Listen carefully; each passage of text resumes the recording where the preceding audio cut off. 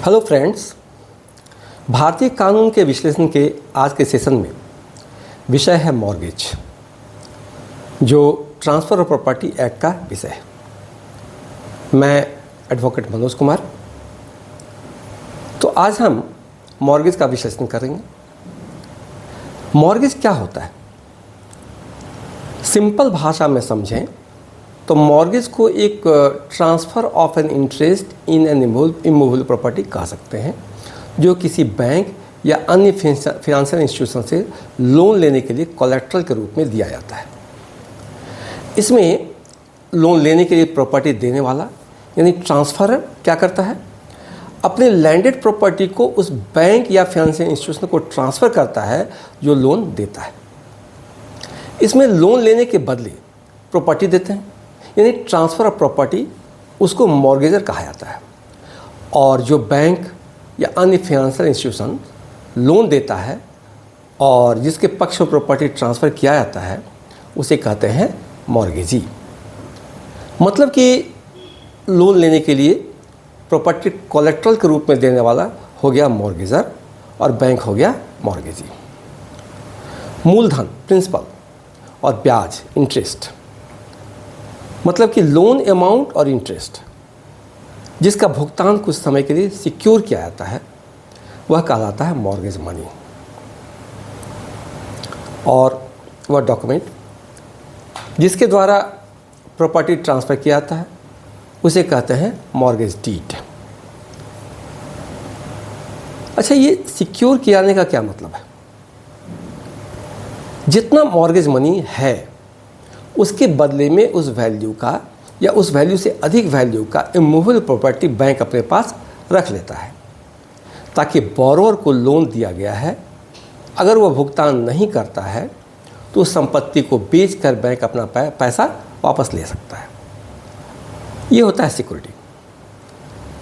इसे इस प्रकार से समझें, लोन लेने के लिए प्रॉपर्टी कोलैटरल के रूप में देने वाला मॉर्गेजर, लोन देने वाला बैंक या अन्य फाइनेंशियल इंस्टीट्यूशन कहलाता है mortgagee. Loan plus interest total amount जोड़कर मॉर्गेज मनी कहलाता है। डॉक्यूमेंट्स जिसके द्वारा प्रॉपर्टी ट्रांसफ़र किया जाता है, उसे कहते हैं मॉर्गेज डीड। इसे हम लोन एग्रीमेंट भी कह सकते हैं।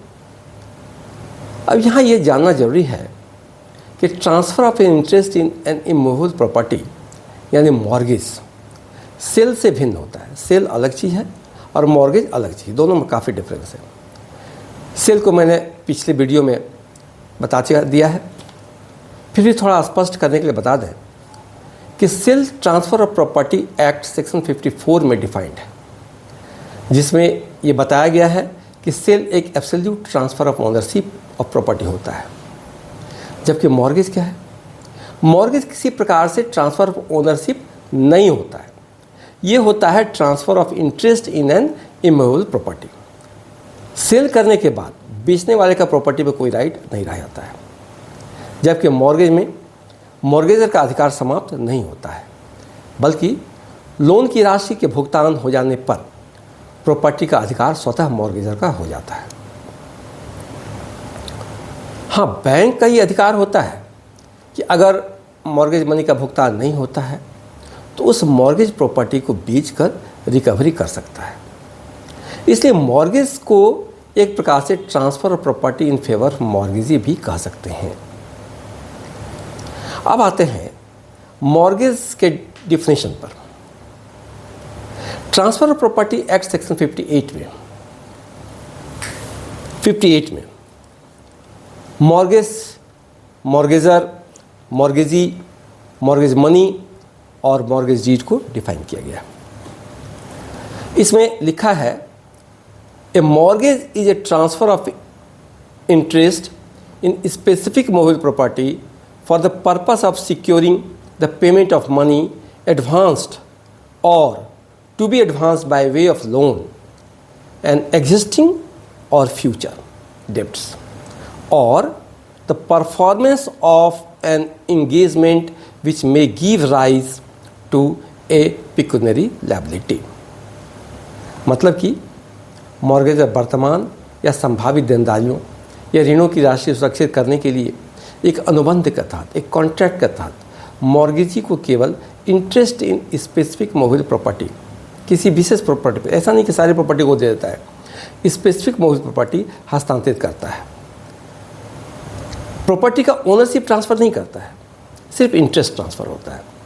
बंधक का उद्देश्य पूरा हो जाने के बाद, मॉर्गेज का उद्देश्य पूरा हो जाने के बाद मॉर्गेजी मॉर्गेजर को प्रॉपर्टी लौटाने के लिए कानून द्वारा बाध्य है। सेक्शन 58 के द्वारा सेक्शन 58 के दूसरा पारा देखें तो उसमें लिखा है the transferor is called mortgagor, the transferee is mortgagee, the principal money and interest of which payment is secured for the time being are called the mortgage money and the instrument, if any, by which the transfer is effected is called mortgage deed. यहाँ mortgage, mortgagor, mortgagee, mortgage money, mortgage deed को define किया गया है, जिसे हम पहले ही explain कर चुके हैं। ट्रांसफ़र ऑफ प्रॉपर्टी एक्ट के चैप्टर 4 में सेक्शन 58 से 104 तक मॉर्गेज प्रावधान को बताया गया है। अब जानते हैं कि टाइप्स ऑफ मॉर्गेज क्या होता है। पहला होता है सिंपल मॉर्गेज, जहां मॉर्गेज प्रॉपर्टी का कब्जा दिए बिना, माने उसका पोजीशन दिए बिना, मॉर्गेजर खुद को व्यक्तिगत रूप से मॉर्गेज मनी का भुगतान करने के लिए बाध्य करता है।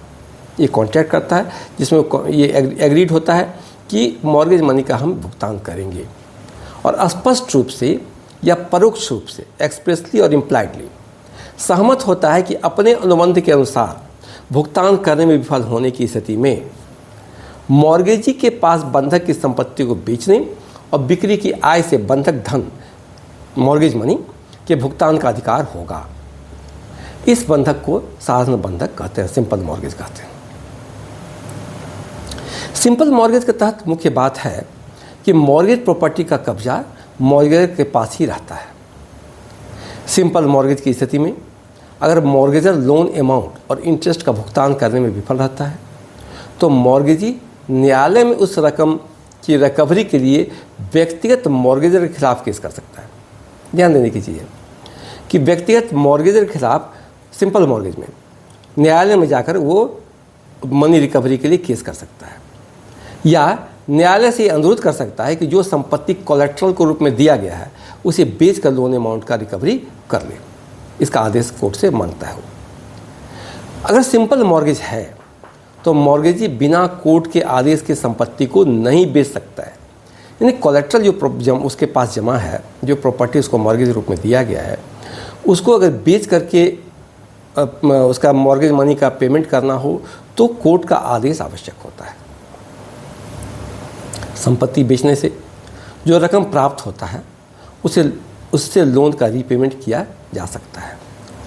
मॉर्गेज प्रॉपर्टी के बेचने से अगर लोन अमाउंट से ज़्यादा आता है तो उस रकम को मॉर्गेजर को वापस करना होता है, और अगर कम आता है तो उसका भुगतान मॉर्गेज मनी से करके और शेष राशि के लिए मॉर्गेजर पर फिर वो बैंक केस कर सकता है।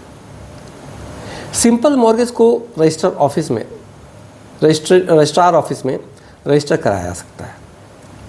रजिस्टर किए जाने की स्थिति में इसे रजिस्टर्ड मॉर्गेज कह सकते हैं।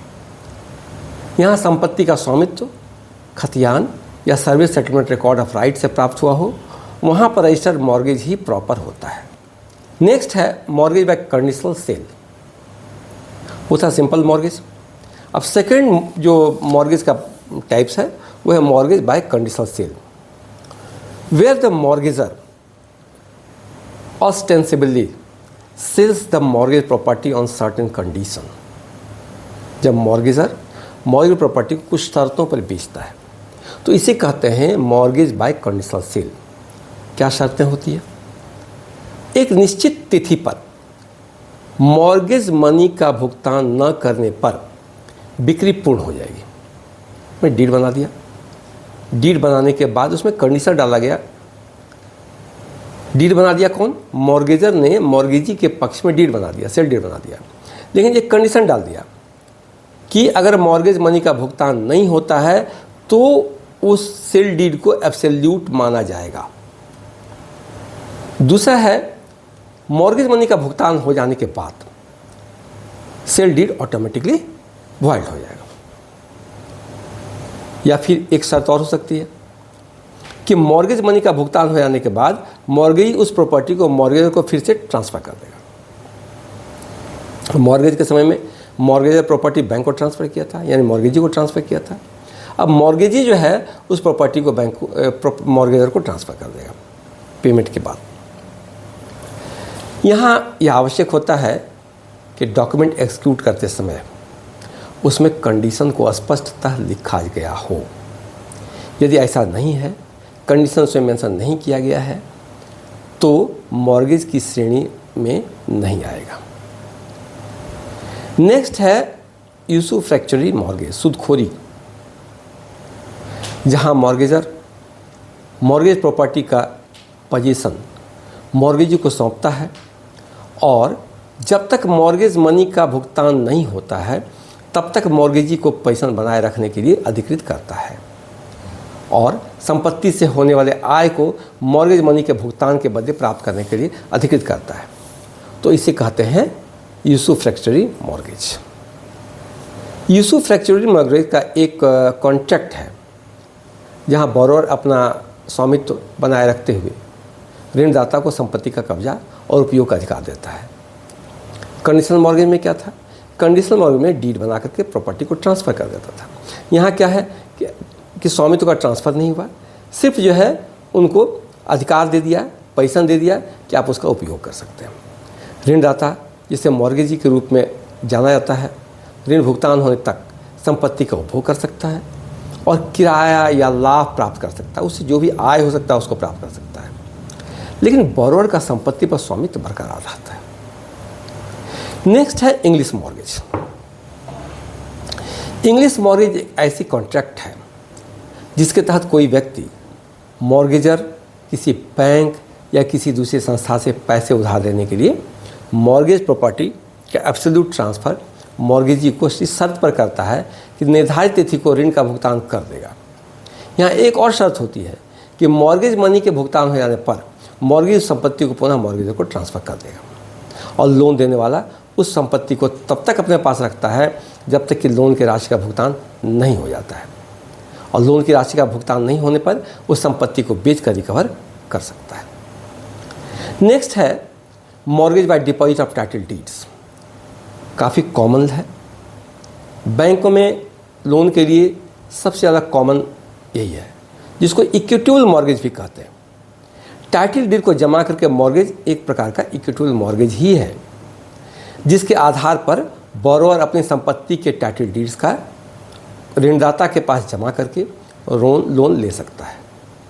सामान्यतया बैंक द्वारा इस प्रकार का मॉर्गेज किया जाता है। इसमें रजिस्ट्रेशन की आवश्यकता नहीं होती है कि इसे मॉर्गेज को रजिस्टर कराने की आवश्यकता इसमें नहीं होती। इससे रजिस्टर्ड मॉर्गेज सिंपल मॉर्गेज में होता है। यहाँ मॉर्गेज रजिस्ट्रेशन कराने की आवश्यकता होती है। ये इक्विटेबल मॉर्गेज है, डीड जमा कर दिया, डॉक्यूमेंट जमा कर दिया ओरिजिनल, और वो मॉर्गेज हो गया। लीगल फॉर्मेलिटीज़ और डॉक्यूमेंटेशन भी कम होता है। तो ये है मॉर्गेज का प्रकार। कानून की जानकारी हर व्यक्ति का अधिकार होता है, इसलिए मेरा ये प्रयास होता है कि वीडियो हमारे व्यूअर्स के लिए उपयोगी सिद्ध हो। जानकारी अच्छी लगे तो लाइक करें, सब्सक्राइब करें, ताकि आप तक मेरा आने वाला वीडियो सहजता से मिलता रहे, और वीडियो को शेयर करें ताकि जानकारी अधिक से अधिक व्यक्ति तक पहुंच सके। धन्यवाद।